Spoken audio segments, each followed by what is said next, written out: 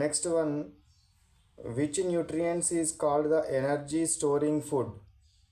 Energy storing food, energy storing food నేనంటారు fats అంటారు.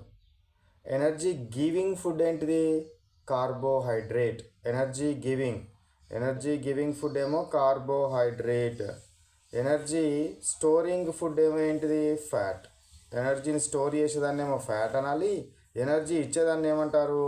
Carbohydrate అనడం జరుగుతుంది. కార్బోహైడ్రేట్ అని అనడం జరుగుతుంది. Next one, fifth question, which two food components do not provide energy?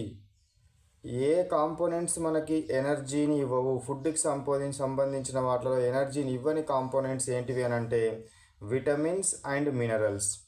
Vitamins మరియు మినరల్స్ అనేటివి మనకు ఎనర్జీని ఇవ్వవు. విటమిన్స్ అండ్ మినరల్స్ అనేటివి మనకు ఎనర్జీని ఇవ్వవు. ఇవి కేవలము మనకు డిసీజెస్ రాకుండా బాడీ లోపల సెల్ఫ్ డిఫెన్స్ మెకానిజంని డెవలప్ చేయడం కోసం ఇవి యూజ్ అవ్వడం జరుగుతుంది. Vitamins and minerals.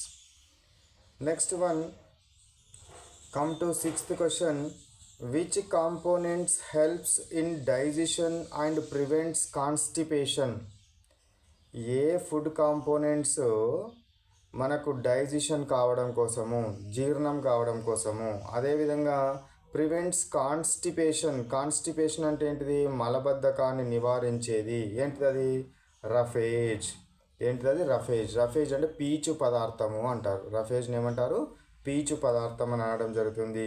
మనకు ఇది ఎందుకు యూజ్ అవుతుంది? కాన్స్టిపేషన్ని ప్రివెంట్ చేయడం కోసం యూజ్ అవ్వడం జరుగుతుంది. డైజెషన్ని పెంచడం కోసం యూజ్ అవ్వడం జరుగుతుంది. అందుకే పీచు పదార్థాలను, ఆహార పదార్థాలను మనం ఎక్కువగా తీసుకోవాలని అనడం జరుగుతుంది.